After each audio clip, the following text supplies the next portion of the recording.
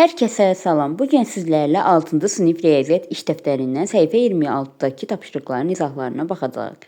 Gəlin bir nömrəli tapşırıqdan başlayaq. Yazılıb ki, lent 10 bərabər hissəyə bölünüb. Lenti verilmiş nisbətdə bölən hissələri fərqli karandaşla rənglə, lentin fərqli rəngli hissələri bütöv lentin hansı hissəsini təşkil edir? Deməli, bizə bir lent verilib və lent hissə 10 bərabər hissəyə bölünüb. İndi verilmiş nisbətdə A variantına baxaq. 3-7 nisbətində lenti hissələrə ayırıblar və 3 hissəsinə ümumilikdə tutaq ki 10 hissəyə bölünüb. Biz bunun 3 hissəsini bir rəngdə rəngləməliyik, 7 hissəsini isə başqa bir rəngdə rəngləməliyik. İndi gəlin baxaq. Bunun 3 hissəsini rəngləyirəm. Göy rəngdə 1, 2, 3 tutaq ki, mən belə işarə qoyuram, siz karandaşla rəngləyərsiniz. 7 hissəsini də qara rənglə rəngləyirəm. 1, 2, 3, 4, 5, 6, 7. Baxın, 7 hissəsini də qara rənglə rənglədim. Ümumilikdə 10 hissədir. 3-7 nisbətində hissələrə bölünüb. Deməli, 3 hissəsinə göy rəng, 7 hissəsinə isə qara rəng düşür. Daha sonra deyilir ki, lentin fərqli rəngli hissələri bütöv lentin hansı hissəsini təşkil edir? Yəni, göy rəngə düşən hissələr bütöv lentin hansı hissəsini təşkil edir? İndi baxaq ki, biz göy rəngə neçə hissə düşür? 3 hissə düşür. Bütöv lent isə neçə hissədən ibarətdir? 10 hissədən. Yəni, biz tapmalıyıq ki, 3 10-un hansı hissəsini təşkil edir? Bir ədəd digərinin hansı hissəsini təşkil etdiyini tapmaq üçün biz birinci ədədi, verilən birinci ədədi ikinci ədədə bölürük. Bunun üçün də mən göy rəng tutaq ki, ümumilikdə bütöv hissələrin, bütöv lentin belə deyim də, göy rəng bütöv lentin hansı hissəsini təşkil edir? Bunu tapmaq üçün göy rəngə düşən hissə neçə hissədir? 3 hissə. Bunu bölürəm ümumi hissəyə 10-u. 3-ü bölürəm 10-a. Deməli, göy rəngə bütöv lentin 10-da 3 hissəsi düşüb. Qara rəngə hansı hissəsi düşüb? 7-ni bölürəm. Qara rəngə 7 hissə düşür axı. 7-ni bölürəm ümumi hissəyə 10-a, yəni 10-da 7 hissəsi də qara rəng ilə rənglənmişdir. Daha sonra keçək B variantına baxaq. B variantında yazılıb 3/2. İndi deyirsiniz ki, 3 dənə hissəni tutaq ki, göy rəngləyək, 2 dənə hissəni qara rəngləyək. Amma lent 5 hissəyə bölünməyib ki, biz 3 dənəsini göy, 2 dənəsini qara rəngləyək, bəs qalanları nə olacaq? Lent 10 hissəyə bölünüb, amma bizə nisbət olaraq 3-2 nisbətini veriblər. İndi gəlin bu nisbətə baxaq, 3/2 nisbətinə. Mən bu nisbətə ekvivalent olan bir nisbət yazıram. Yəni, nisbətin ekvivalent olan nisbət nədir? Nisbətin deməli, hər bir həddini biz istənilən ədədə vursaq, həmin nisbətə ekvivalent olan yeni bir nisbət alırıq. Gəlin, bunun hər bir həddini 2-yə vuraq. 3-ü 2-yə vuranda alınır 2, 2-ni 2-yə vuranda alınır 4. Yəni, 3-2 nisbəti ilə 6-nın 4-ə nisbətinə bərabərdir. Bunlar bir-birinə ekvivalentdir. Əgər 6-nın 4-ə nisbəti kimi biz bunu düşünsək, 6 ilə 4-ün cəmi 10 eləyir axı. Yəni, lent ümumilikdə 10 hissəyə bölünmüş olur. 10 dənə hissədən də 6-sına düşəcək göy rəng, tutaq ki, qara rəng eləyək, fərqi yoxdur. Qara 1, 2, 3, 4, 5, 6 dənə hissəyə düşdü, tutaq ki, qara rəng. 4 dənə hissəyə də göy rəng olsun. 1, 2, 3, 4. 4 dənə də hissəyə düşdü göy rəng. İndi baxaq ki, lentin fərqli rəngləri, yəni göy ilə qara rəng bütöv lentin hansı hissəsini təşkil edir? Baxın, tutaq ki, yazıram Q. Yəni, qara rəng baxaq ki, bütöv lentin hansı hissəsini təşkil edir? Bütöv lent 10 hissəyə bölünüb, amma qara rəngə düşən hissə isə 6-dır. Qara rəngə düşən hissəni bütöv lentini bölsəm, yəni 6-nı 10-a bölsəm, taparam ki, qara rəngə düşən hissə bütöv lentin hansı hissəsidir? Bunu tapmış olaram. 6-nı 10-a böləndə, gəlin, ikisar aparaq burada. 6 2-yə bölünür 3 dəfə, 10 2-yə bölünür 5 dəfə. Qalır 5-də 3. Deməli, göy rəng bütöv lentin, qara rəng daha doğrusu, bütöv lentin 5-də 3 hissəsini təşkil edir. İndi gəlin tapaq, göy rəng bütöv lentin neçə hissəsini təşkil edir? Göy rəngə düşən hissə 4-dür, ümumi lentin hissələri də 10-dur. 4-ü bölürəm 10-a, yəni dediyim kimi, bir ədədin digərinin hansı hissəsi olduğunu tapmaq üçün birinci ədədi ikincisine bölürük. 4-ü bölürəm 10-a. Buradan da xisarlar aparıram. 4 ilə 10. 4 2-yə bölünür 2 dəfə. 10 2-yə bölünür 5 dəfə. Burada qalır 5-də 2. Belə. Keçək daha sonra C variantına baxaq. C variantında 1-1 nisbətində bölünüb. Burada da 1 ilə 1-in cəmi nisbətləri hədlərini toplayanda görürəm ki, 2 alıram. İndi düşünərsiniz ki, deyək ki, bir rəng, bir hissəni göy rəng, bir hissəsini qara rəng. Belə etmək olmaz təbii ki, çünki lent ümumilikdə 10 hissəyə bölünüb. Biz elə eləməliyik ki, bu nisbətin hədlərini cəmləyəndə 10 alaq. Bunun üçün mən düşünürəm ki, nisbətin hər bir həddini 5-ə vuraq. 1-i 5-ə vuranda alınır 5, ikinci həddi, yəni 1-i də 5-ə vuranda alınır 5. Daha sonra 5 ilə 5-in cəmi eləyir 10. Yəni, əgər biz 1/1 nisbətinin yerinə 5/5 nisbətini yazsaq, yaza bilərik təbii ki, çünki bunlar ekvivalent nisbətlərdir. Yazsaq, beləliklə görürük ki, buradan lent 10 bərabər hissəyə bölünmüş olur. İndi burada 10 bərabər hissəyə böləndən sonra 5 hissəyə düşəcək qara rəng, 5 hissəyə də düşəcək göy rəng. Baxın, 5 hissəyə göy rəng düşürtdüm. 1, 2, 3, 4, 5. Digər 5 hissəyə də qara rəng. Digər 5 hissəyə də qara rəng düşdü. İndi gəlin burada tapaq ki, göy rəng və qara rəng bütün lentin hansı hissəsini təşkil edir? Göy rəngə düşən hissə neçədir? 5-dir. Ümumi hissədir 10-dur. 5 10-un hansı hissəsini təşkil edir? Bunun üçün 5-i 10-a bölürük. İxtisar aparıram kəsri. 5 5-ə bir dəfə bölünür. 15-i 2 dəfə qalır 2-də 1.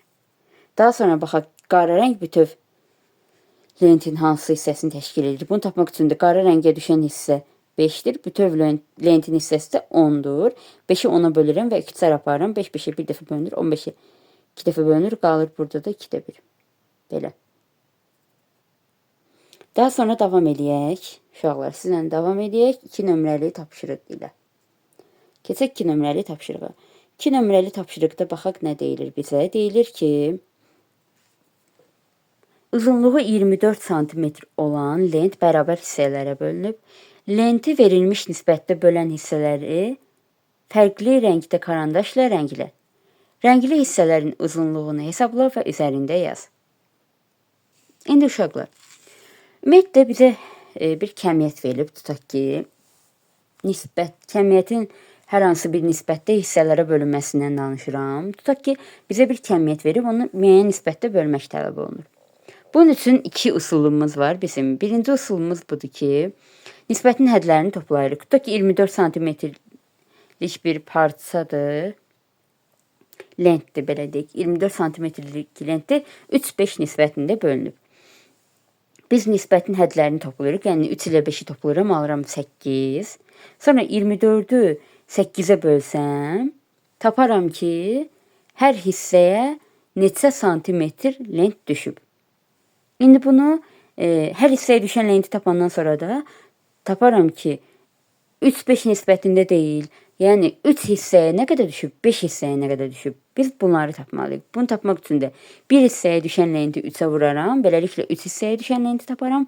1 hissəyə düşən lenti 5-ə vursam, 5 hissəyə düşən lentin uzunluğunu tapmış olaram. İndi gəlin burada baxaq nə edirik. 24 cm uzunluğunda olan bir lentdir 3-5 nisbətində hissələrə bölünüb. İndi gəlin baxaq şəkilə baxaq birinci.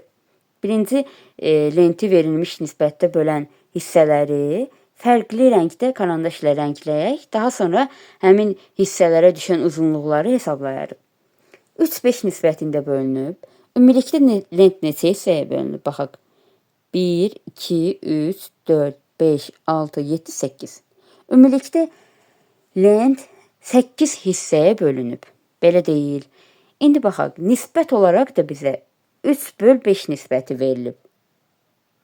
3/5 nisbəti. Nisbətin hədlərini toplasaq görürük ki, elə 8 alınır. Deməli, mən bunun 3 dənəsini bir rəngdə, yəni qara rəngdə rəngləsəm tutaq ki, 3 dənəsini. Bəli. Sonra da 5 dənəsini də digər rəngdə rəngləsəm 1, 2, 3, 4, 5. Beləliklə, mən bunu deməli, lenti verilmiş nisbətdə hissələrə böldüm. Bizə lenti verilmişdi ki, lentdə görürük ki, 8 hissəyə bölünüb. Mən də ona görə bunun 3 hissəsinə bir rəng, 5 hissəsinə də başqa bir rəngdə rənglədim. İndi baxaq ki, bu hissələrə neçə santimetr düşür? Lentin neçə santimetri? Tutaq ki, qara rəngli karandaşla rənglədiyim hissəyə düşür. Göy rəngli karandaşa neçə santimetr lent düşür? Bunu tapmalıyıq. Bunun üçün gəlin nə edirik? Deməli, lentin uzunluğu ümumilikdə uşaqlar 24 santimetrdir. Bunu bilirik. Və 3-5 nisbətində bölünüb. Ümumilikdə lent neçə hissəyə bölünüb? Bunu tapmaq üçün 3 ilə 5-i toplayıram. Alınır 8. Buradan alıram ki, lent 8 bərabər hissəyə bölünüb. İndi 24-ü 8-ə bölsəm, alaram ki, 3. Deməli, 24-ü 8-ə niyə bölürəm? Hər hissəyə düşən lentin uzunluğunu tapmaq üçün. 8 bərabər hissəyə bölünüb. Baxı, 24 santimetrlik lent 8 bərabər hissəyə bölünüb. Beləliklə tapdım ki, lentin bir hissəsinə 3 santimetr düşür. İndi bizə verilib ki, lent 3-5 nisbətində bölünüb. Yəni, 3 hissə və 5 hissəyə düşən lentləri tapmalıyam. Bir hissəyə 3 santimetr düşürsə, 5 hissəyə nə qədər düşəcək? 5 vur 3, yəni 15 santimetr. Baxın, bu 5 hissəni deyirəm. Bəs bu 3 hissəyə neçə santimetr düşəcək? Bunu tapmaq üçün 3-ü 3-ə vururam, alıram 9 santimetr.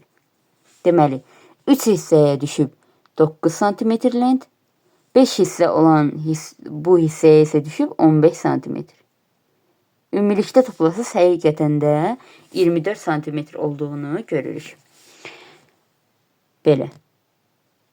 Keçək, buradan baxaq B variantına. B variantında isə lent 1-2 nisbətində bölünüb. Birinci baxaq ki, bu lent neçə hissəyə bölünüb? Şəklə əsasına baxırıq. 1, 2, 3, 4, 5, 6. Lent 6 bərabər hissəyə bölünüb. 6 bərabər hissəyə bölünüb. 1-2 nisbətində bölünüb. 1-2 nisbətində. İndi 1 ilə 2-nin nisbətinin hədlərinin cəminə baxıram, görürəm ki, 3-dür. Mənə qalsa mən götürüb tutaq ki, bir rəngi qara eləyərəm, 2 rəngi də göy eləyərəm və ümumilikdə 3 hissəni almış olaram. Amma 3 hissəyə bölünməyib, baxın, bu 6 hissəyə bölünüb. Buna görə də mən nisbətin hər bir həddini 2-yə vururam. Baxın, 1-i 2-yə vuranda alınır 2, 2-ni 2-yə vuranda alınır 4.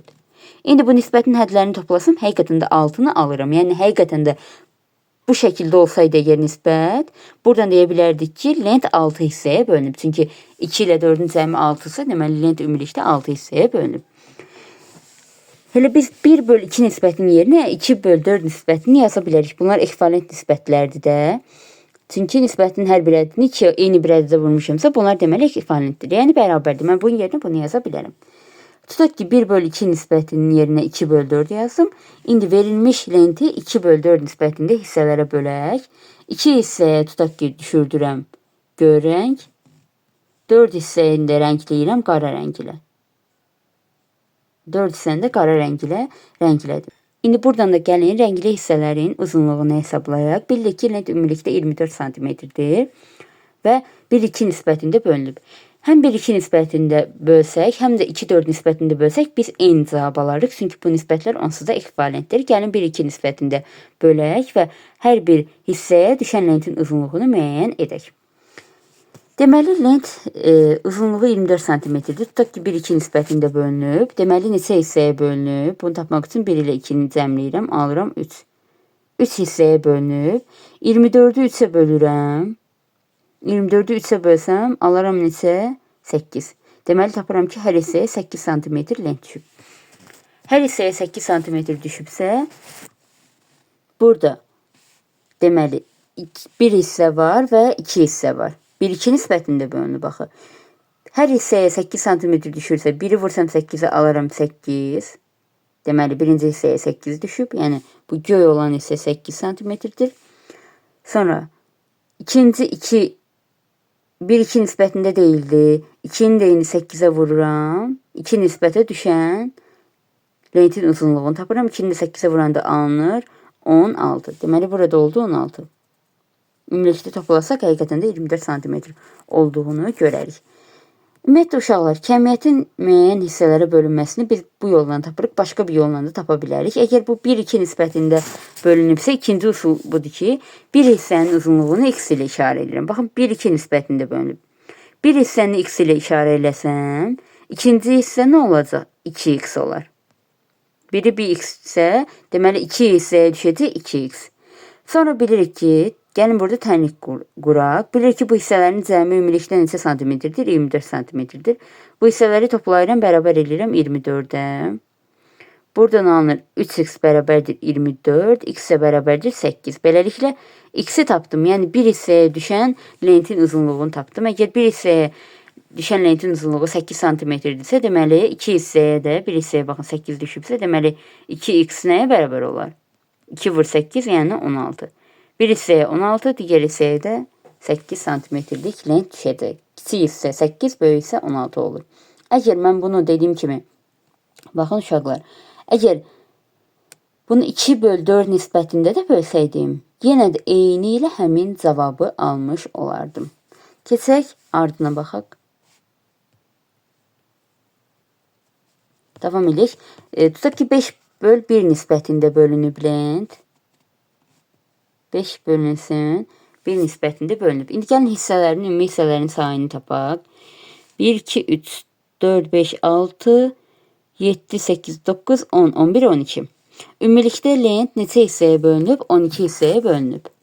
Bizə də verilib ki 5/1 nisbətində bölünüb. İndi gəlin baxaq. Bu nisbət üzrə bölə bilmərik təbii ki.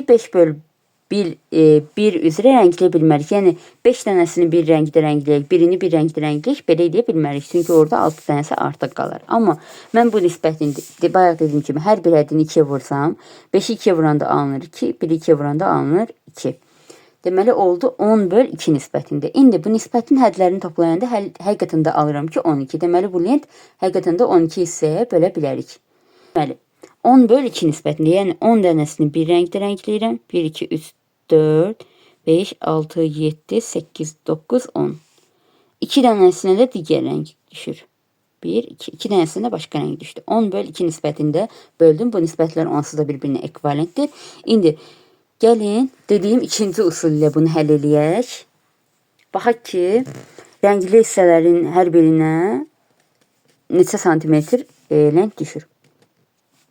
Baxın, ümumilikdə 24 cm-dir və 5/1 nisbətində bölünüb. Deməli, bir hissəni x ilə işarə eləsəm, bu olacaq x, digəri olar 5x. Digərinə 5x düşəcək. Çünki ondan 5 dəfə çoxdur. Biri 5-dir, biri 1-dir, biri 5-dir. İndi bu hissələrini cəmləyirəm, hissələri. 5x-də gəl, x bərabər olur ümumilikdə 24 cm. 6x bərabərdir 24. Buradan da tapıram ki, x bərabərdir 4. Yəni, x nəyin qiymətidir? Bir hissəyə düşən lentin uzunluğu. Bir hissəyə, baxın, bir hissə əgər neçə santimetr? 4 santimetr lent düşübsə, deməli 5 hissəyə nə qədər düşəcək? 5 vur x, yəni 5 vur 4. Bu da bərabər olacaq 20-yə. Belə. Deməli, bir hissəyə 4 cm düşür, kiçik hissəyə, baxın bu hissəyə 4 cm, digərinə də böyük hissəyə də 20 cm düşür. Belə. Keçək 3 nömrəli tapşırığa baxaq. 60 litr süd verilmiş nisbətdə 2 qaba tökülür. Hər qabda nə qədər süd olur? İndi 60 litr südü 2 qaba tökürük. Hansı nisbətdə? 5-7 nisbətində. 2 yolla həll edəcəm bunu. Yəni, o deməkdir ki, biz 60-ı 5-7 nisbətində hissələrə bölməliyik. Birinci yol buydu ki, nisbətin hədlərini toplayırıq. 5 hissə gəl 7, eləyir 12. 12-ni tapırıq və bilirik ki, 60 litr süd 12 bərabər hissəyə bölünüb ümumilikdə. Əgər 60-ı 12-yə bölsəm, taparam ki, bir hissəyə neçə litr süd düşüb? Alınır neçə? 5.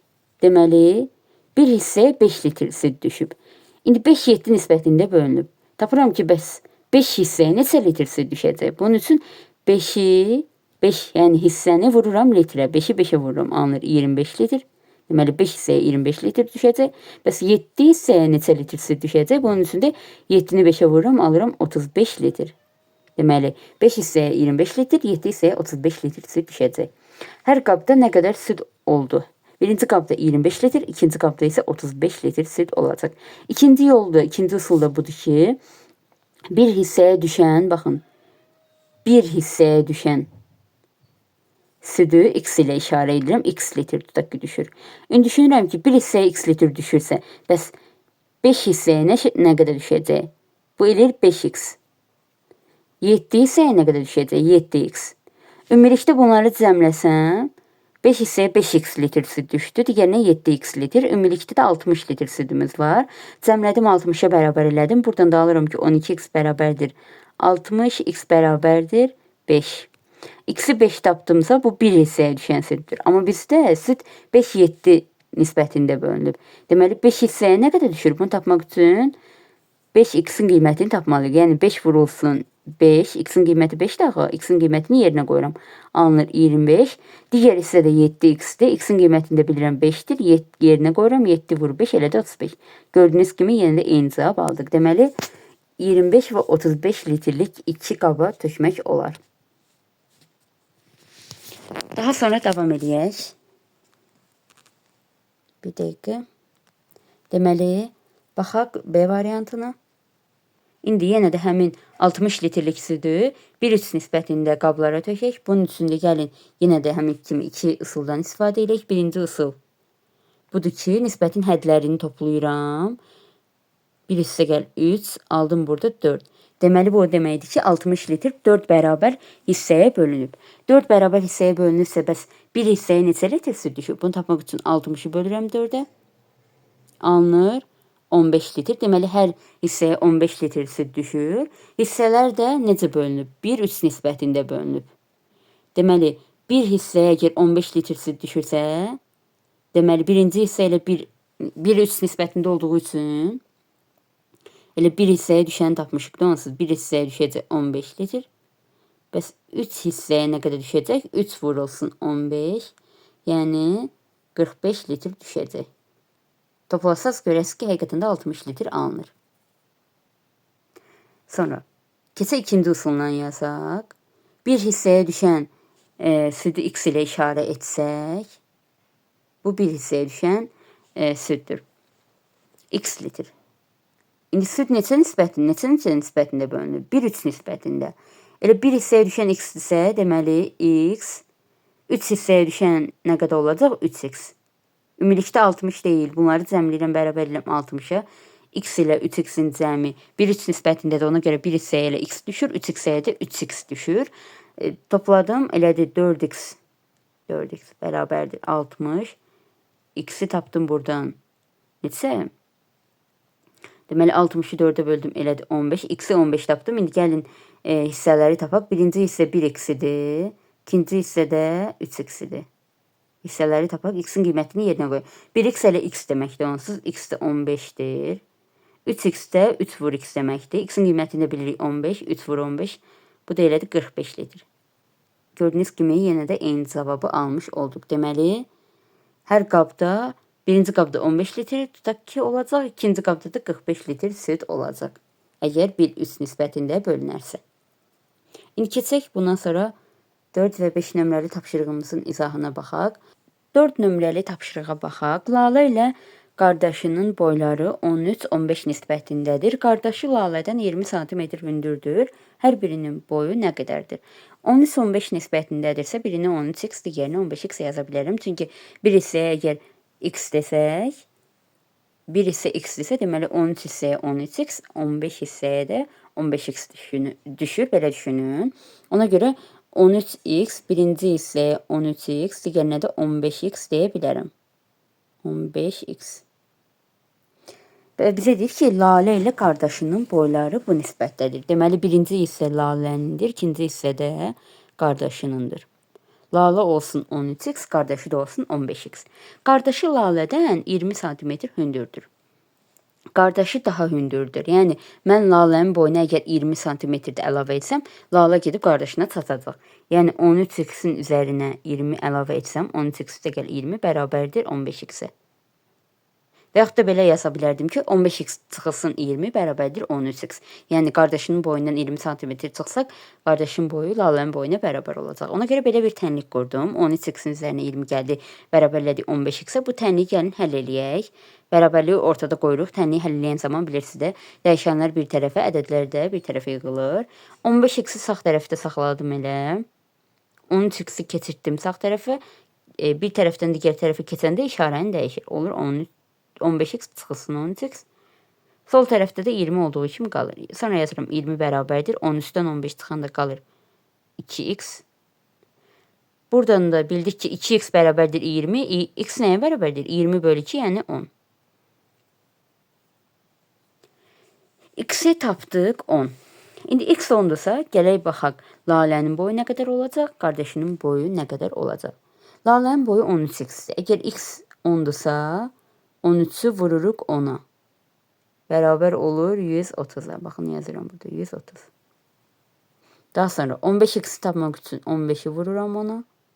Alınır 150. 150 santimetr. Belə. Deməli, tapdıq ki, daha sonra deyir ki, hər birinin boyu nə qədərdir? Deməli, Lalənin boyu 130 santimetr, qardaşının boyu da 150 santimetr olub. Daha sonra keçək 4 nömrəli tapşırığımıza baxaq. 4 yox, bağışlayın, 5 nömrəli tapşırığımıza baxaq. 5 nömrəli tapşırıqda baxaq nə deyilir? Yazılıb ki, perimetri 80 olan düzbucaqlının tərəfləri 3-5 nisbətindədir.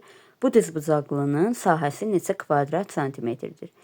Biz bilirik ki, düzbucaqlının perimetri necə tapılır? Düzbucaqlının perimetrini tapmaq üçün bütün tərəflərini toplayırıq. Tutaq ki, baxın, bu olsun düzbucaqlı, eni olsun A, uzunluğu da olsun B.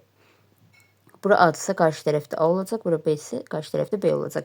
Perimetri tapan zaman bütün tərəfləri toplamırıq. A + A, A + A, + B, + B olur. Bunu daha da yığsam şəkildə yazsaq, A + A eləyəcək 2A, B + B eləyəcək 2B. Buradan da 2'ni mötərizə xaricinə çıxarsa qalar 2 vurulsun A + B. Yəni perimetrin düsturu budur. 2 vurulsun A + B. 2'ni vururuq eni ilə uzunluğunun cəmini. Bu yazdıqların perimetrin hardan əmələ gəldiyini, perimetrin düsturunun daha doğrusu hardan əmələ gəldiyini sizə göstərmək üçündür. Yəni siz perimetrin düsturu olaraq bilin ki, P bərabərdir 2 vurulsun A + B olur. İndi əgər bu düzbucaqlının, təbii ki, düzbucaqlının perimetrinə söhbət gedir. Düzbucaqlının tərəfləri 3-5 nisbətindədirsə, biz birinə 3x, digərinə 5x deyə bilərik. Baxın, düzbucaqlı çəkək. Biri olsun, eni olsun 3x, uzunluğu da olsun 5x. İndi perimetri tapmaq üçün nə edirdik biz? 2'ni vururduq tərəflərin cəminə. Perimetrdə 80'dir. Baxın, perimetrin yerinə yazıram 80 bərabərdir 2 vurulsun A + B. A 3x'dir, B də 5x. 3x = 5x. Təzən aşağıda yazıram 80 bərabərdir 2 vurulsun. 3x ilə 5x'in cəmi elədi 8x. Buradan da alınır 80 bərabərdir 16x, x ilə bərabərdir 5'e. Yəni 80 bölünsün 16. Burada da alınır 5. X-i 5 tapdıqsa, indi gəlin bu düzbucaqlının tərəflərini tapaq. Baxın, biri 3x idi. Yaxşı çəkmədim. Belə, yəni tam yaxşı çəkə bilmirəm, üzrlü sayın. Burada yaxşı çəkmək olmur. Eni oldu 3x, uzunluğu da oldu 5x. İndi gəlin eni və uzunluğunu tapaq. Əgər x 5'dirsə 3x nəyə bərabər olur? 3 vurulsun x, yəni 3 vurulsun 5. Bu da elədi 15 santimetr. Deməli, düzbucaqlının eni 15 santimetrdir, uzunluğu da 5x-dir. Yəni 5 vurulsun x, x də 5'dir. 5 vurulsun 5, bu da bərabər oldu 25. İndi tapdıq ki, eni 15, uzunluğu da 25'dir. Bizdən də sahəni soruşur. Sahəni tapmaq üçün bilirik ki, eni uzunluğuna vurmalıyıq. Yəni 15'i 25'e vurmalıyıq. 15'i də 25'e vuranda alınır 375 kvadrat santimetr. Belə. Deməli, sahəni də tapmış olduq. Səhifə 26'daki tapşırıqların izahının sonuna gəldik. Kanala abunə olub videoları bəyənməyi unutmayın. Sağ olun.